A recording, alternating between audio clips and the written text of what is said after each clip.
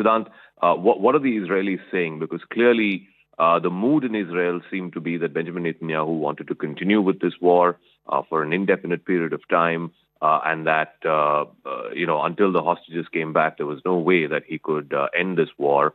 What has changed in the last few days? How did Trump finally get him to agree to a peace plan? And now even Hamas has said that it will release the hostages, something that it was not willing to do up until now. Well, Zaka, there was a lot of pressure on President Trump from the international community, especially given the countries like UK, Canada, Australia, recognizing Palestine as a country perhaps was a big setback for both United States and Israel. In fact, everybody was looking for some kind of a deal, some kind of a peace proposal from a very long time. Because if you remember, Zaka, the ceasefire in West Asia was announced 2 days ahead of President Trump's inauguration. But despite that, Israeli forces continued bombing Gaza. There was no, as such, actual ceasefire on ground. So there was a lot of pressure on the governments in the West, in Europe, in United States, protests, etc., etc. So everybody was looking for a peace proposal. Now, I would like to highlight some of the key points, perhaps, which has worked in favor of Hamas. Why Hamas has accepted this peace proposal? As you rightly said, they never had any other option.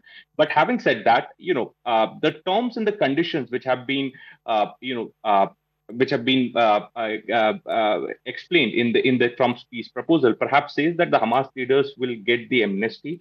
At the same time, it also talks about the Palestinians to be the part of the council which will be running the interim governance in Gaza, immediate ceasefire. So these are some of the terms and conditions which Hamas, which has worked in favor of Hamas, and this is the reason that they have agreed. But they are still asking for some changes in terms and conditions. Now, what are those changes, Zaka? Change number one could be the removal of Tony Blair's name, because Hamas is not liking Tony Blair's appointment in the board. Hamas is also not ready to accept the Board of Peace proposal, which will be chaired by President Trump, because Hamas has to say that only Palestinian can rule Palestine. Perhaps that's the pitch which is coming from Hamas leadership. In fact, they have spoken to Al Jazeera, and they said that they refuse the Board of Peace proposal, etc., etc. So still a lot of work needs to be done. But as I said, that there was a lot of pressure, Zaka, on the Western governments from a very long time. As I said, in January, ceasefire was announced. Perhaps nothing actually happened on ground. Israeli forces kept bombarding Gaza. And so now, since President Trump has announced 20 points peace plan, he gave ultimatum to Hamas, and that was kind of a deadline which he gave, and now Hamas has agreed to this proposal. So it's a welcoming move in West Asia. Perhaps it would also be interesting to see whether Israel is going to stop bombing Gaza after this announcement by Hamas. So that would really be interesting to see here onwards. I also want to go across to Akanksha. So there have been a number of hostages who've been released in the past as well. I think over 100 have been released. Some of them were alive. Some of them, their bodies were given back to their families. But the remaining hostages, and Israel believes there are about 20 odd who are alive, another 20 plus odd who may be dead, whose bodies are still in Hamas custody.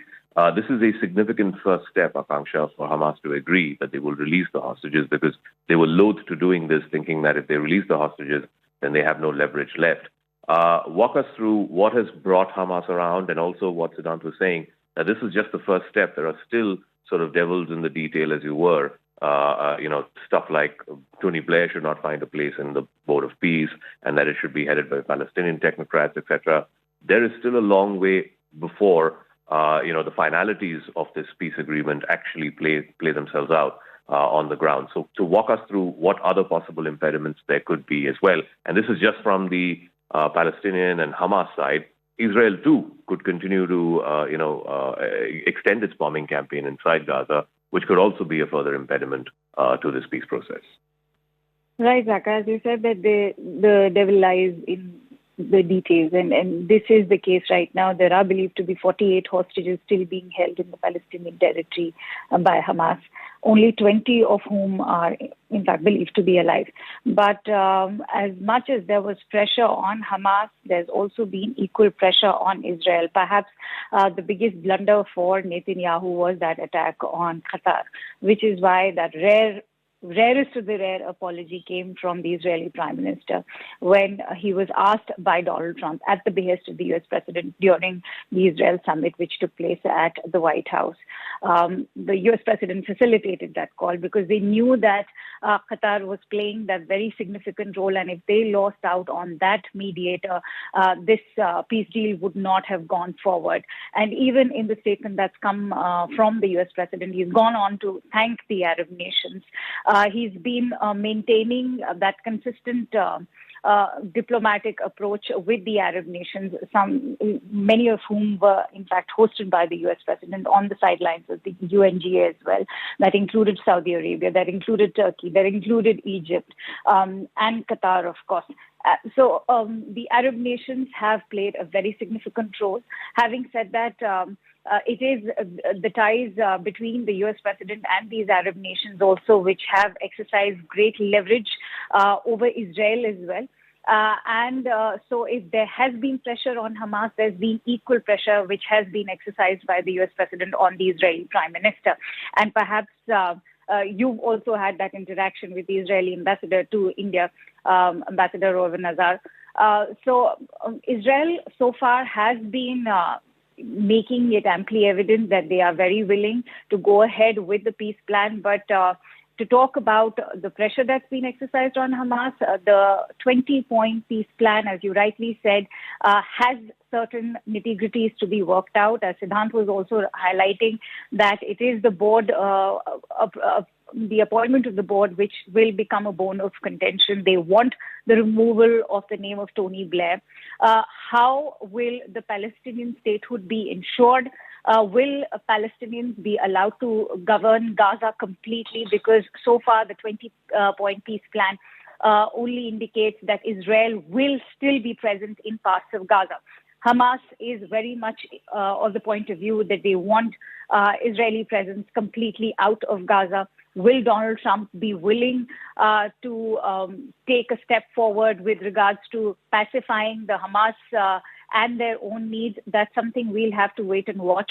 But the starting point right now, as far as the negotiations are concerned, the biggest leverage, as you rightly highlighted, were these hostages. That bargaining chip is something Hamas is now willing to barter. But this barter, how much will it cost them? We'll have to see. But it's a great starting point as far as the peace deal is concerned. But Donald Trump had also sort of designed this entire peace plan, which many foreign policy analysts were saying was heavily tilted in favor of Israel. Because if Hamas would not have agreed, many have also highlighted how this could have given Israel a complete free hand and a free reign, which also means that they would have then gone ahead and completely bulldozed Gaza had Hamas not agreed. So this is also coming from a point or from a place of power as far as the U.S. President is concerned, even Israel. I still personally believe that Israel still has an upper hand in the negotiations.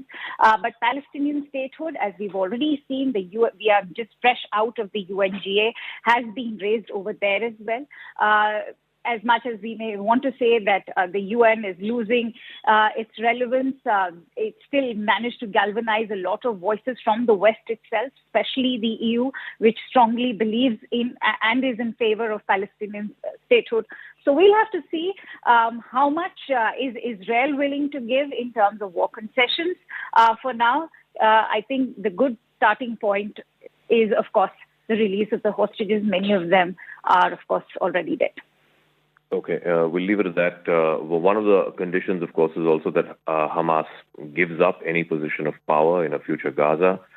They've not said anything on that. The Hamas statement does not mention specifically anything about their role or the lack of it in a future governance arrangement in Gaza. And secondly, also about de-weaponizing and de-arming Hamas. Again, the Hamas statement is extremely quiet on that.